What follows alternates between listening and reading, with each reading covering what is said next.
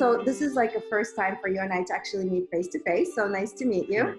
Nice to meet you as well. And, you know, for the guests, I like to tell people how we met. However, we haven't met. And quite frankly, I send you a Facebook request. So you don't even know why I ever reached out to you. So I want to share that with you. So, you know, the reason I friended you on Facebook and I was interested in what you do was because I saw you tagged with a lot of the people that I know through Jewish National Fund. And this, I think it was either this year or last year, is the first time I noticed you in, you know, the photos and the tagging. I think it was because you attended a Jewish National Fund convention. True. Yes. Okay. So I think that's when I discovered you, and I looked up to see what you do, and I found it really interesting. And the reason I found it interesting is I'm originally from Russia. I immigrated in Israel in 1979, and then we left in 1986. So a lot of what happened with the Ethiopian community was really not on my radar. And when I found out about the education work that you do and telling, you know, the Ethiopian narrative, I realized, you know, I would love to learn more about it because I felt like I really didn't know that much about it. Coincidentally, I did watch the movie Red Sea Resort last year, right? And Yeah. and you know, so I learned just like that little bit, and you're gonna shortly, hopefully, share with us the family connection there. That gave me a little bit of background. And then when I saw you, you know, through the posts of the convention, I thought, oh, I love this, you know, I really want to take this opportunity to learn more about, you know, the Ethiopian community in Israel. And so that's how we met. All right. And then, you know, I reached out to you to see if I could schedule a tour, which unfortunately didn't happen because of Corona, but I'm really excited to be able to share with, you know, more people, you know, what you do. And, you know, I'm looking forward to hearing more, you know, you sharing more with us, your story. So when did you immigrate to Israel? I immigrated to Israel with my family in 1980 when I was 6 months old. And my family were among the first group to do the journey from Ethiopia to Sudan and from Sudan to Israel. I'm the youngest of 12 brothers and sisters. And when we came to Israel, the first city, one of the first cities that accept the Ethiopian Jews was the capital of the Negev, the city of Beersheba, which I'm still living in. Very proud, and I love my city. Tell us a little bit more about your pioneering brother in the immigration of the Ethiopian Jewish to Israel. My late brother, Naftali Aklum, was one of the first Jews to do the journey from Ethiopia to Sudan. In 1977, the government of Israel and Ethiopia had an agreement, which we call the arm deal. The arm deal is a deal between Ethiopia and Israel that saying Israel will give weapon and advice to Mengistu Haile Mariam, the Prime Minister of Ethiopia, and in return, he will let Ethiopian Jews to leave the country. So my brother was responsible to bring the Ethiopian Jews from the northern side of Ethiopia to the capital city, and from the capital city, the government of Israel is taking them to Israel. Unfortunately, this deal canceled because the foreign minister at that time was Moshe Dayan, and he had a press conference, and in that press conference in Geneva, he told the world about the deal between Ethiopia and Israel. We have to remember that this deal was a secret deal, and because of that, this deal was canceled, and my brother became a wanted man in his own country. So he had to escape to the closest country to Ethiopia, Sudan, to save his life. When he arrived to Sudan, he contacted the Mossad and told them that he is in Sudan and he waiting for them to save him, to bring him to Israel. This is how the connection with the Mossad started, and this is how my brother and another Israeli Mossad agent, Danny Limor, started to open the gates for the Ethiopian Jews to come to Sudan and from Sudan to Israel. By the way, from 1979, when my brother was in Sudan, when he started this, when he opened this road for the Ethiopian Jews, until 1984, 20,000 Ethiopian Jews escaped from Ethiopia to Sudan and from Sudan to Israel. Unfortunately, 4,000 Ethiopian Jews didn't make it and died on the way. So Wow. this is my brother. Unfortunately, he passed away 11 years ago when he arrived at the age of 60. But he's a very big hero here in Israel. Some call him Little Moses because he was the one that opened the gates. And you will find streets, squares, neighborhood after his name here. And yeah, we are very proud of him. I don't know if you see, but this is him here in my shirt. So yeah. I'm sure that he really appreciates the way that you have taken on the baton to continue educating people about the narrative of the Ethiopian people. And I'm sure he feels very proud of the work that you're doing. How did the Jews of Ethiopia get to Ethiopia? Well, one of the things that people don't know is really how Ethiopian Jews arrived to Ethiopia. The first version, which is the version that everyone speak and know, is the story of King Solomon and Queen Sheba. Some say that King Solomon fell in love with Queen Sheba and they brought a son to the world. His name was Menelik. And when Menelik came to visit his father here, after a few months, his father told him that he have to go back to Cush. And Solomon sent thousands of people back with his son to the kingdom of Cush. And some believe that Ethiopian Jews came out from the thousands of people that King Solomon sent back with his son. The other version, which is the version that we believe, is that after the destruction of the first temple, when King Nebuchadnezzar came and conquered this area, some tribes decided to escape. One tribe, the tribe of Dan, decided to escape to the south, to Egypt. They walked through the Blue Nile River until they ended up in Ethiopia. And this is the version that we believe of how Ethiopian Jews came to Ethiopia. How did you start and why did you start the Yerus Project? Is it Yerus? How do you pronounce that? Yeah, Yerus. Yerus. Yerus. By the way, the meaning of the word Yerus, Yerus is like a half name to the word Jerusalem, which is how we say Jerusalem. And I'm calling the project Yerus because it's half. We are physically here, but unfortunately, the Israeli society and Jewish people around the world still don't know the story of the Ethiopian Jews. It's about time that people will know. And this is why it's still Yerus. When my work will done, it will be Jerusalem. That's beautiful. I love hearing that. Tell me about the time that you worked as an image consultant for the Red Sea diving resort film. The Red Sea diving resort. Well, 3 years ago, I got a call from Gidi Raff, the director of the film. And he offered me to be an image consulate for the film. Of course, I was very happy. It means that for the first time, our story will come to Hollywood, and it's a big thing. My wish was that through the film, the world will know this amazing Aliyah story of my community. But unfortunately, the film glorified the Mossad people and less emphasized on the journey of the Ethiopian Jews. I can tell you that I'm not happy with the end result of the film. But if there is anything good in the film, is that the film raised people awareness of the Ethiopian Jews story. A lot of people, after watching the movie, the first thing that they're doing is they want to know more about the Ethiopian Jews. I think that if this movie would come from the other side, from the Ethiopian Jews side of the story, it would even be a better story, a better movie, much more excited.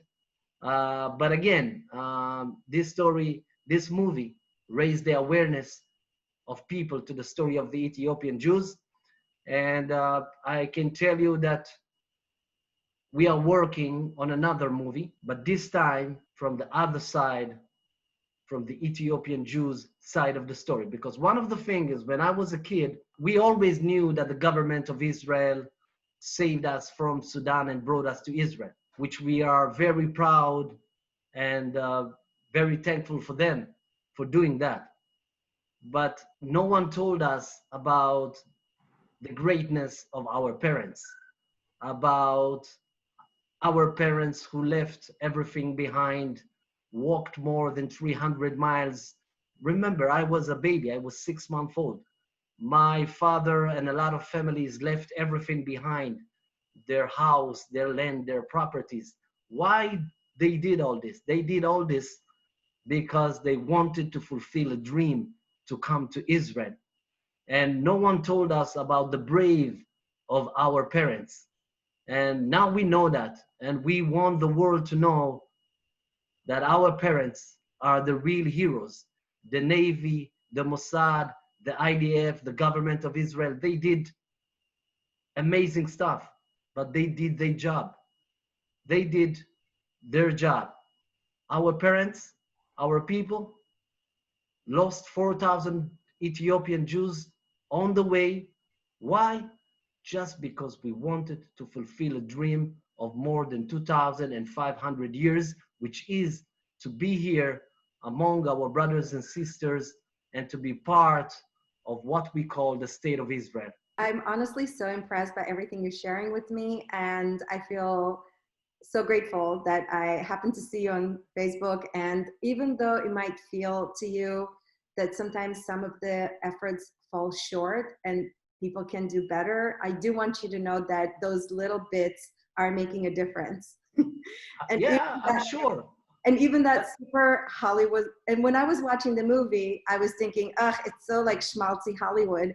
But at the same time, it did really spark my attention to learn more about the Ethiopian community. So maybe even to a small degree, it is making a little bit, maybe it's just inching it like a little bit in the right direction. This is exactly what I'm saying. It's raising the awareness. It's making people want to know more. And this is the good thing within the movie. So where do you see the community in a few years? What is your vision and your goal for your project, and as well as a leader of your community? Well, as you know, we are here almost 40 years, which is a long time. My community still face a lot of challenges like, racism, discrimination from time to time, police brutality. But at the same time, we have a lot of success. I don't know if you know, but we have a woman from our community. She is the minister of Aliyah. And we have a deputy minister, Gadi Varkan. By the way, the woman is Plina Tamano Shata. And we have a lot of success as well. But if you ask me, how do I see my community 10 years from now? I really hope that we will integrate more and more into the Israeli society, because this is what we want. We know that we have lots of good things to contribute to this society.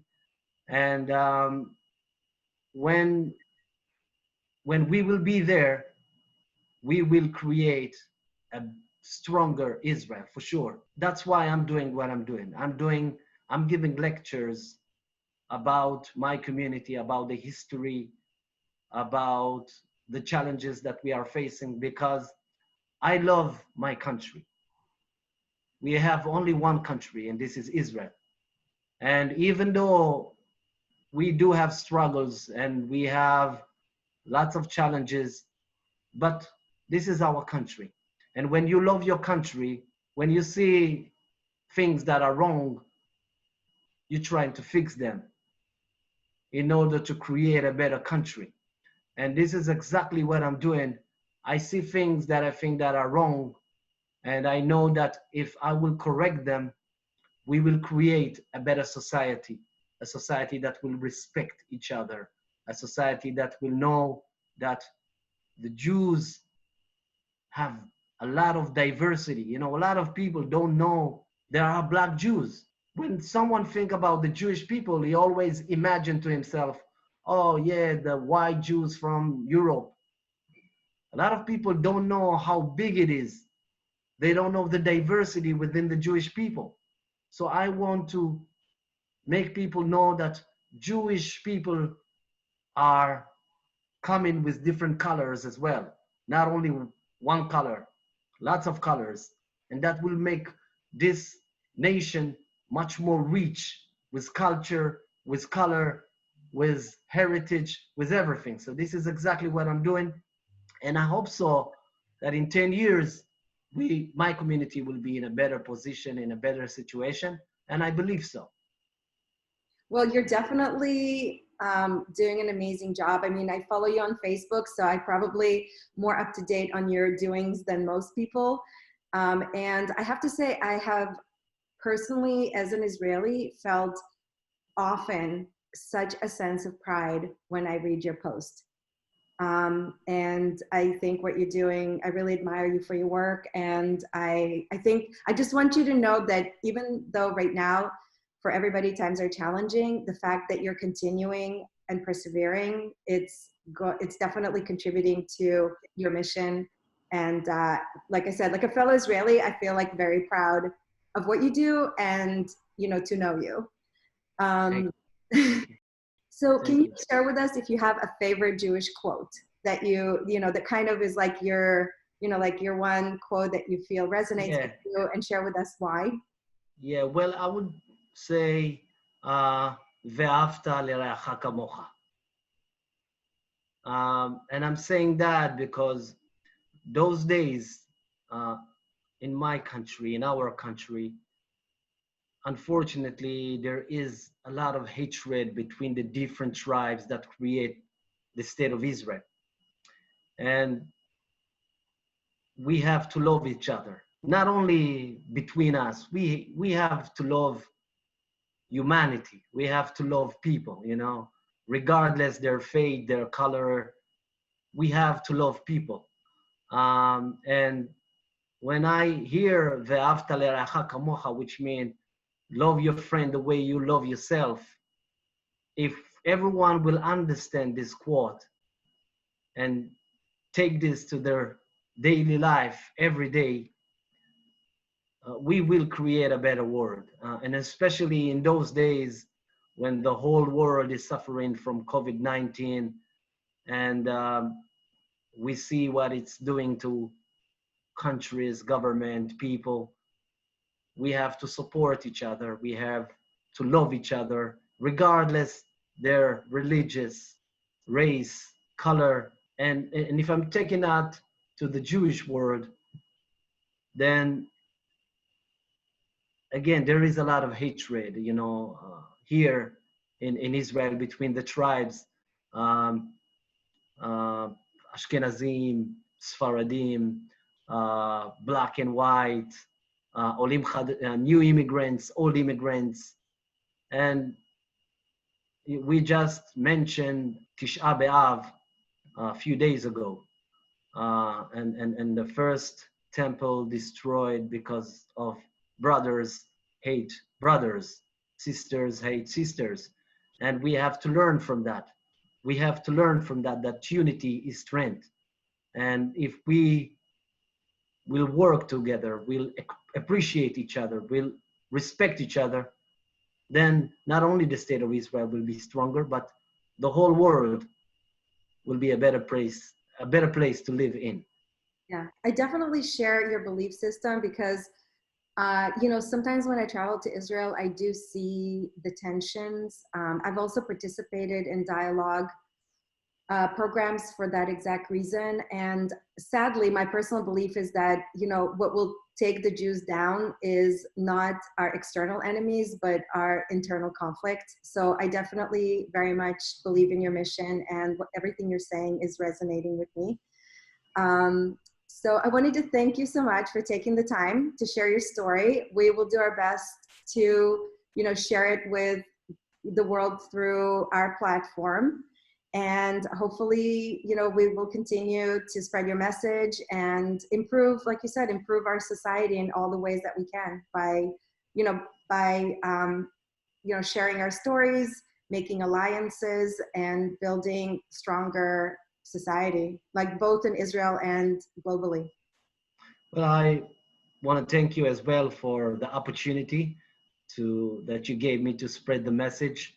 And yeah, well, I'm Israel Chai, and let's hope for better days, for the whole world. Exactly. Thank you so much. And it was You're nice welcome. having Thank you. you. And we'll be in touch. Take care. Thank you. Bye-bye. All the best.